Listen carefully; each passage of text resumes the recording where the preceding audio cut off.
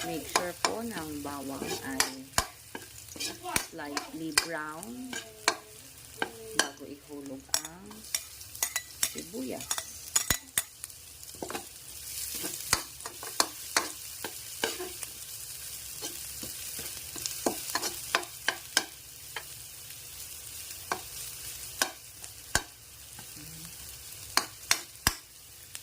I-saute po natin yung sibuyas.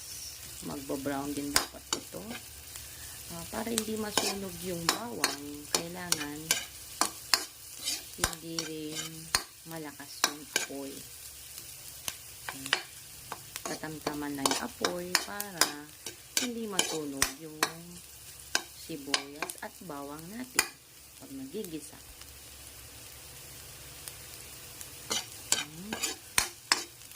Ituin pa natin ng konti. Dapat mag-brown yung sibuyas natin.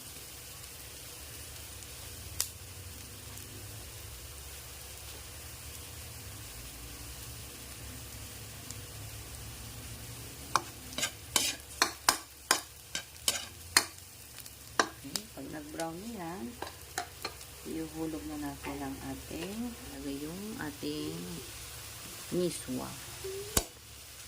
Pero mamaya-maya pa yun.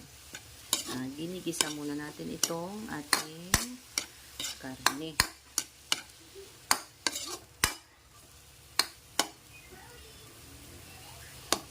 Nagda-dry na siya. So, lalagyan natin ngayon ng tubig. Okay. Balikan ulit natin pag nag-boil na. At tignan natin kung malambot na yung karne. Okay guys, balikan na natin. Tignan natin kung ilalagay natin. Ito na rin lang natin ito ng konti.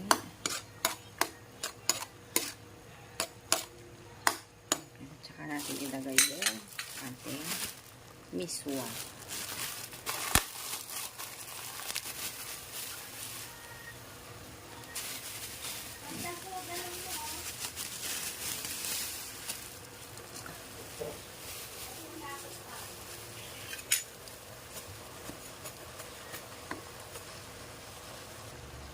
And guys, nilagay ko lang yung miswa sa plastic.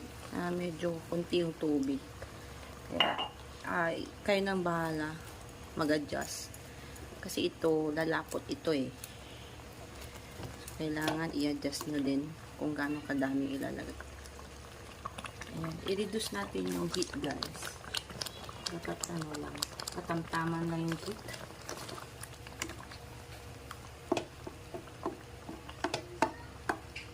Para maluto.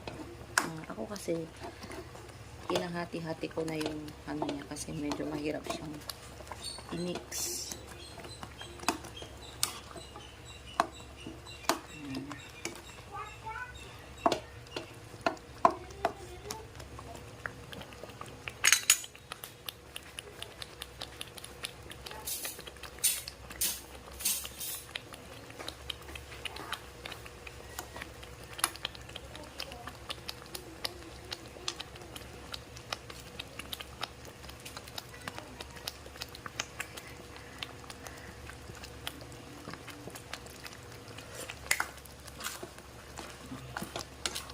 Then, tikman nyo lang yan, guys. And that's it. Thank you for watching.